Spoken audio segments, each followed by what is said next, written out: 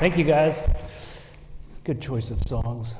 I have an announcement. I want to get this out of the way because I have a hard time remembering many things at once.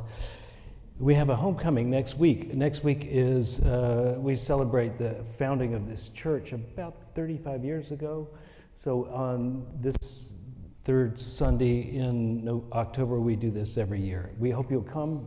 We have three things going on. We have, on Friday night, we have a game gala, tables with different games on it, and also Unity trivia, and of course, a prize to go to the winner. And then we also have movie night for the kids, and the movie is Hocus Pocus, and also there'll be a discussion among the parents there that's led by BJ. And then on Sunday, we have a potluck. And if you know anything about church, that is quintessential church right there. I want to talk today about community. And everything I say today, I'm sure, is with the backdrop of what's happening in the Middle East. And I know from talking to many of you that the things you have heard and seen have affected you deeply and have left most of us with this feeling like how useless, how painful, how no winner can come from this. And what can we do about it? And while the U.S. may take a position, how do we as people who are caring people actually affect what's happening there? And I hope we can attend to that to somewhat. I'd like to say that essentially one of the things I've noticed about this community, and it is praiseworthy to the extreme, I talked to a lot of ministers over the years, and I've heard many of their stories, and much of them were heartache stories. I was talking to a minister just a little while ago, and he said, you know, I've been a minister for 6 years in this church, and it feels like a lifetime. And I looked at him and I said, well, I've been over there 21 years, and it feels like it just got started. And the difference is the way we handle conflict in here. I have noticed that 99, if not 100% of the time, everyone who gets mad, and who doesn't get mad, always comes back to owning their own emotion. So they may say, oh, you need to tell so-and-so they're a jerk. And of course, I just wait for that storm to pass, and then a day or a week or whenever it is, they go, sorry about that, that was just me. It happens all the time. And it is this level of wisdom and spiritual maturity that doesn't happen everywhere, and it's part of the reason I could be here this long and still have a job, is that y'all have forgiven me for so much, but also that basically it is easy to be here as a minister. We're not asked, I'm not asked, and I never accept the job of being in between you and whoever you're mad with, unless it's me, which then you fire away. But it's an incredible community we have here. And obviously, if the rest of the world treated each other in that way, there would be far less conflict and very little military interaction at all. And I think, so we have something of a paradigm here that we can project, hopefully, into the world. And before we finish today, I hope we will do that. But also as individuals, as you go home, I hope you'll continue to do that at home. They say that couples that are divorcing, the man ignores the woman 82% of the time. And those who are who are staying married, it's only 19% of the time. It's gonna happen, right? And women about 50-50 on that. So they're a little bit, the ratio is a little different, but it's still the same idea. We pay attention, we tune in to the other person, and we hear them, and because they have been heard, there's a place for them to express that which is becoming difficult for them, and to know it can land in a place that can be received and be dealt with, and then conflict can be a way toward resolution and a higher understanding of the other person's position. But if it's done the other way, if we say, oh, you're not like me, or I don't need to know what you have to say, or your words don't matter to me, then that conflict grows. And so while people might have conflict, there are ways of actually turning that which is an obstacle into something that will cause success. Because the conflict is just showing you how you can go deeper. Now in the Middle East, conflict has risen to the level at which no one feels like they can go deeper, that forgiveness or that understanding is the last thing on our mind. Revenge from one side and then from the other is essentially the currency of their relationship. Let's not ever let that happen in our personal lives. And although I know for many people it has happened, let's remember that that model leads no one to happiness. That revenge has never been proven to be a really great source of conflict resolution. The tendency is for it to come back at some point as revenge on revenge. The Hatfields and the McCoys.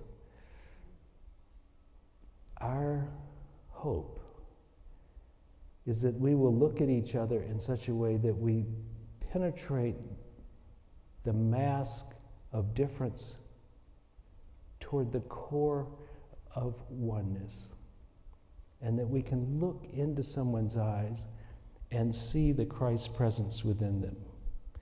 And this is the practice of being a real, true Christian, which is not to judge and not to be better than, but to uphold the other person in such a way that they awaken to their own Christ nature, that we lend a helping hand by seeing in them what they may or may not see in themselves.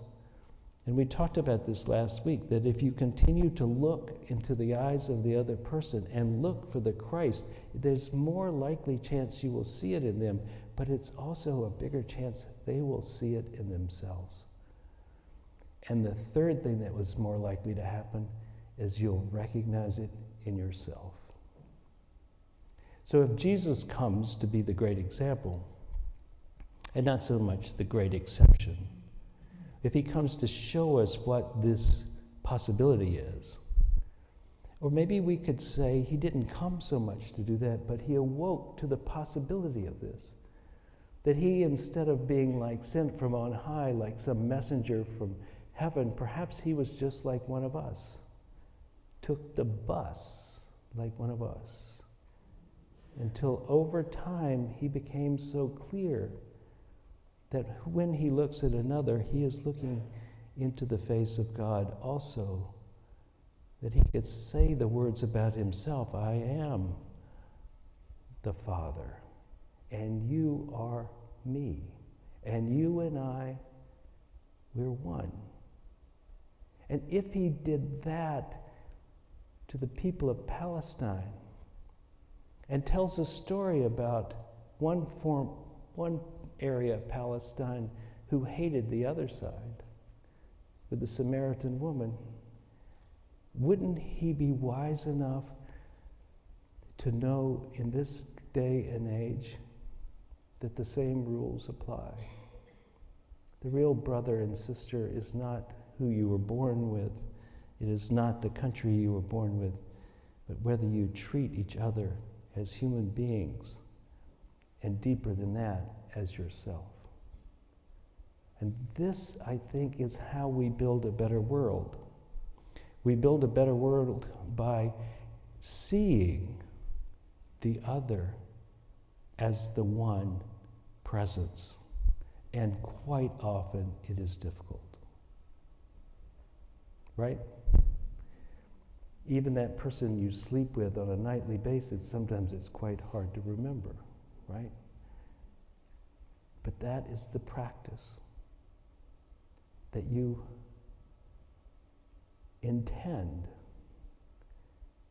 that you correct when you forget, to look into the eyes of the other person as though they were the Christ herself, and see deeply enough into her eyes to look for that transcendent aspect of the person that lives inside what looks like difference, but indeed is actually connecting us all together.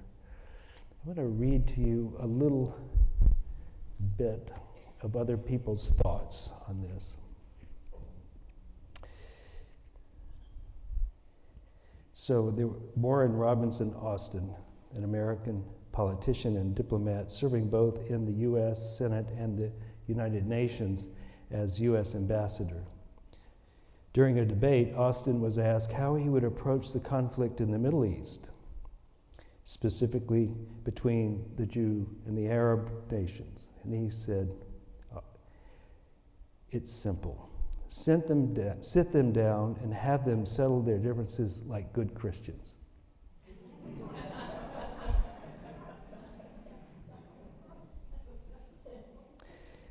But this one I would like to read to you also. A mind is more like a pile of a million little rocks rather than a single boulder. To change a mind, we need to carry thousands of little rocks from one pile to another, one at a time. This is because our brains don't know how to rewire a full belief in one big haul. New neuron paths aren't created that quickly. You might be able to get a tiny percent of someone's mind to rewire to a new belief in a given conversation. But minds change slowly and in unpredictable ways. You might be changing in the wrong direction.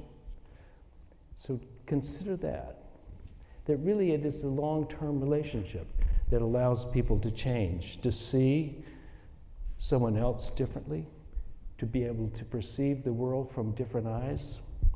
And I really think that becomes the net of it. You just see the world differently. And when you see it differently, then you live in it differently. The Tao Te Ching, ancient Chinese writings. Many of you have heard of the Tao Te Ching, but the Tao is hard to explain what the Tao is. The Tao is much more like the unity God than that old traditional form of God that people see. They're not theists. Taoists are not theists. They think there is an underlying sense of things, an underlying presence of which you can't perfectly explain, but of which rules the world, really. And when you get in alignment with it, then things go easy. And when you're out of alignment with it, things are difficult. And so when you're talking in Taoist terms, basically it says go with the grain, don't go against it. Seek the lower place, be humble, and things will work out well. If you really want to lead, listen, that kind of thing. So here's number 46 out of the Tao Te Ching. When a country is in harmony with the Tao, the factories make trucks and tractors. When a country goes counter to the Tao, warheads are stockpiled outside the cities. There is no greater illusion than fear, no greater wrong than preparing to defend yourself, no greater misfortune than having an enemy. Whoever can see through all fear will always be safe. So,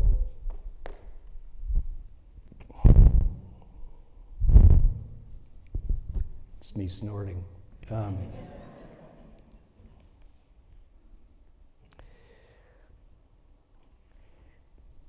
That seems sort of like, in my opinion, that seems out of step with our national character right now.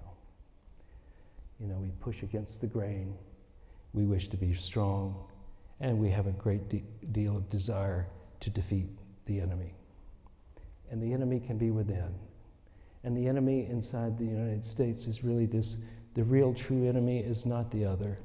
It is our inability to see the other as ourselves and to love each other as we have been instructed to do so, or at least to be willing to accept them as they are. And this lack of wisdom is easily played upon and amplified by people who would like to use our bad nature against us for their gain, or their fame, or their success. And so if we're not careful, we hear the wrong words and think, oh, so that's the way it is. But it's not true. The Tao is very quiet. The Tao is underneath the words. It is so subtle that most people miss it. But if we tune into it, then our lives become better and easier. And if we hear the clanging of the gong and think that is the noise of truth, there's a really good chance we'll miss the Tao because it is so quiet. The Course in Miracles, A Course in Miracles, which is a wonderful book written in the Christian language, written from the point of view of Jesus, written with Him as the name of God, written as self with a capital S, as I read this. I'd just like you to hear what this form of wisdom has to say. You who were created by love, like itself, can hold no grievance, like love itself. That's what it's saying. And you cannot hold a grievance and know yourself. We might call that self the Christ self in this church. To hold a grievance is to forget who you are. To hold a grievance is to see yourself as a body.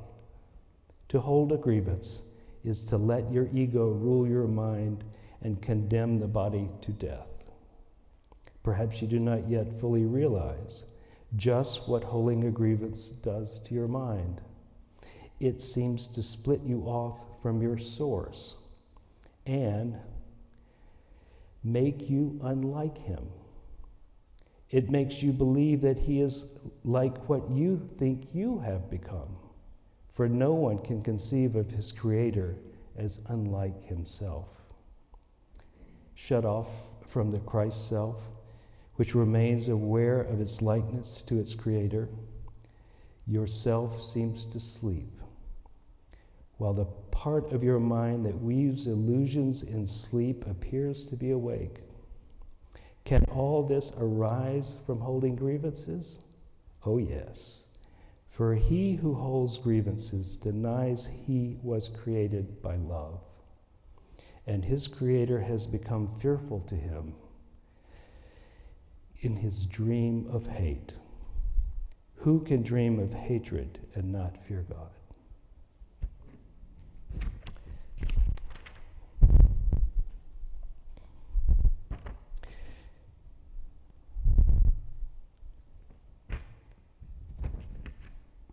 I want to take the next few minutes for us to do a spiritual practice. Now, the spiritual practice we are going to do is something many of us have done before. If you've been here for a long time, it's called Ho'oponopono.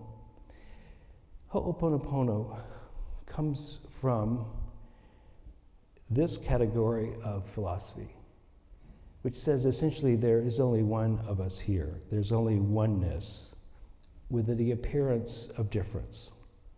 It emphasizes that as you are, you affect the world around you. As you think, you will affect the world around you. And so this oneness idea is played out in this prayer by saying this. When you see something that you don't like in the world, you say these 4 sentences. The first one is, I'm sorry. Now, when you say I'm sorry, and of course many of us taught not, don't say I'm sorry, there's nothing wrong with you. Let's dial it down and say this. What you're saying is, I'm sorry, I see it in the outer world. To see it in the outer world, I must have a corresponding something inside of me. And so I'm sorry means I recognize it out there. I wish it was not so. I recognize it inside of me. I wish it was not so. Very simple little thing. I wish I wasn't like that. Maybe not expressed, maybe not owned, maybe not even known, but I must have something inside me like that, and I am sorry that it exists out there and it exists in me. I'm sorry. That's all that means. Please forgive me. Now, in traditional dualistic world, you ask a god or someone else to forgive you. But in a monistic or non-dual world that this prayer comes from, please forgive me is a spoken to yourself and to the other, which is not other. It's just spoken into all of it. Please forgive me. And it means a particular thing here. It means take this thought virus out of me. Take it out of me. Please forgive me. It doesn't mean that you did something wrong or any more than when you catch a cold you did something wrong. Just make me well is what it's saying. Heal this from me. Take this from me. I'm sorry. Yes, I have it. Please take it out of me. That's what the first two sentences mean. Third sentence is, thank you. That one needs little explanation. When you feel the shift, thank you. And the final piece is, I love you. And that statement means I love you in 360. Doesn't mean I love you, my little precious who's made me happy. It means I love everybody. I love all of it. And what happens in my experience is that when I get to that I love you, and I say I love you, and I go, well, not that one. Then that is where I start with, I'm sorry. Please forgive me. Until it's 360, the task of this prayer is not over. So, granted, we may not finish today. But that's the plan. We take ownership because we're part of the one, that it is in us. If it's in our world, we say, I'm sorry, please forgive me, meaning take it out of me. If you feel the shift, I don't usually say thank you until I feel the shift, then say thank you, and then I love you. And I tell this story that I met the guy who put this out, Dr. Lynn, at HAM in Ashboro. And he was an interesting, quirky guy. But his story is this. He was hired to deal with the criminally, mentally ill in Hawaii. And they had a facility that housed these people. His job was the director. He never talked to a patient except to play tennis. What he did do was he read their files. And when he would read their files, he would do ho'oponopono on their file. He would say to whatever they did, I'm sorry, please forgive me. And he would work through it. Now, in the course of several years, the place went from a very dangerous place to work to a place where it was empty because everybody had been discharged. I had a similar experience, not really so dramatic, but I had a similar experience where I was hearing somebody yell at somebody else, and it disturbed me a lot. I thought I might have to get up and do something. That disturbed me even more. I'm sorry, please forgive me. I went through that like a dozen times before I recognized, so it is in me. I do have that yelling, that anger. And then with such sincerity, I said, please take it from me.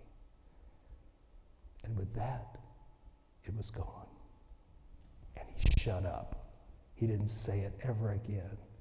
I didn't hear another peep in that instant. And we were not even in the same room. The power of a prayer like this is that while you may not be able to change what's going to happen in the Middle East, you can do your part. And collectively, we're all part of this disease which sees the other as the enemy, and they must be destroyed. And if we change a little bit of the mass of thought like that, perhaps we will have done our part, and perhaps, if nothing else, we will live a better life. But more importantly, I think we will come to realize that we are not powerless in this world. We may seem like just a small piece of it, and we are just a piece of it, but we have the ability to change the world around us by being the Christ presence. I'm sorry. Please forgive me. Thank you. I love you. Repeat until it happens. My way of doing that, again, is to repeat the first two words, two sentences, until it becomes so real for you that you want it to be different in you. And then it happens. Rote might work, but I can tell you that my experience with prayer of this type is that when you really want it, it really happens. And when you just play at it, you don't. Shall we do it? I'll lead it, but you'll have to do it on your own, really, because your pacing, your wanting will be different than the person next to you, most likely. But we'll go through it. And we'll take a few minutes. And you don't have to be perfect. And if you don't feel the shift, doesn't mean you don't get to come back to it. And if in the morning we wake up and the harmonies have moved apart, then you can take credit. And if not, you realize that there's more to do. Let us pray.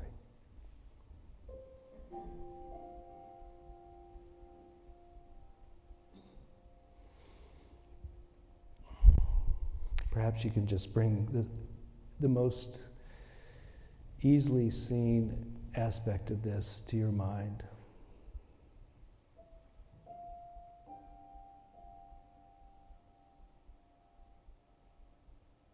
And does it disagree with you? Do you not dislike it?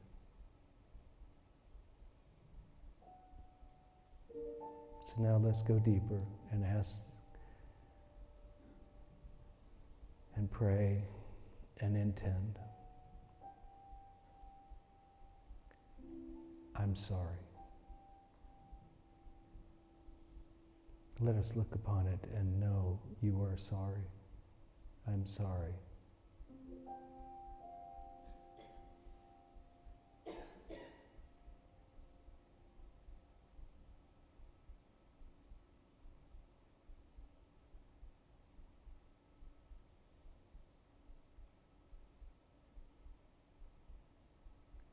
I'm sorry.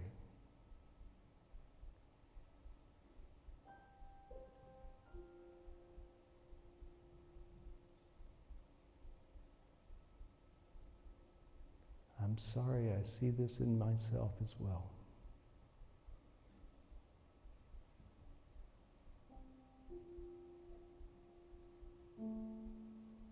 I am part of this whole, and this whole has this in it. It is therefore in me, and I wish to have it taken out. Please forgive me. I'm sorry, please forgive me.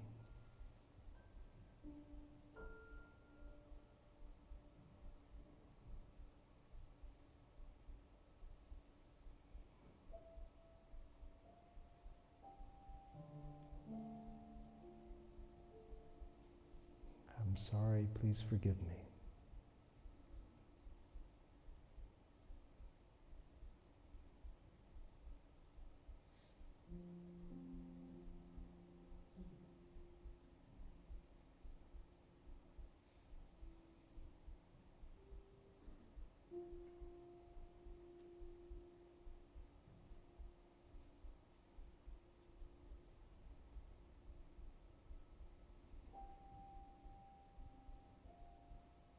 I'm sorry, please forgive me.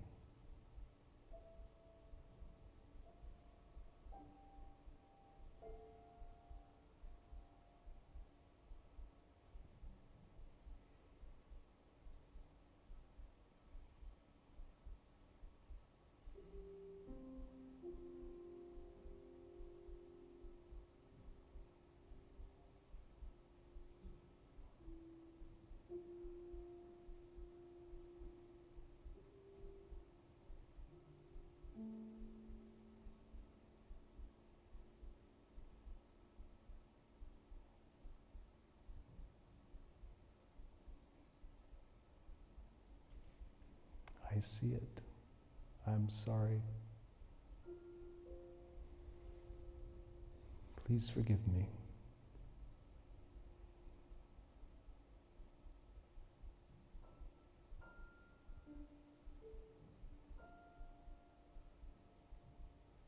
Thank you, and I love you.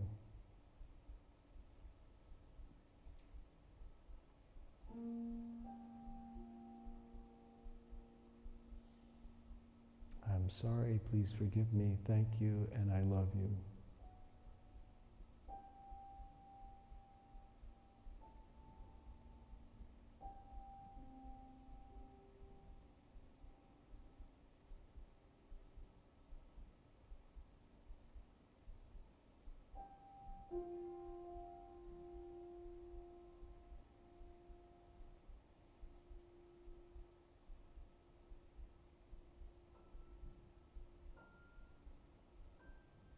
As we continue this practice, either here or later in the day or again when the news comes on,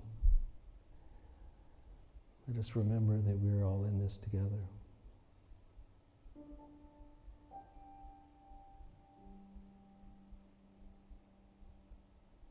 And a world of obstacles brings us a chance to go deeper. The pain is a reminder that we need to unfold a motivation, a calling.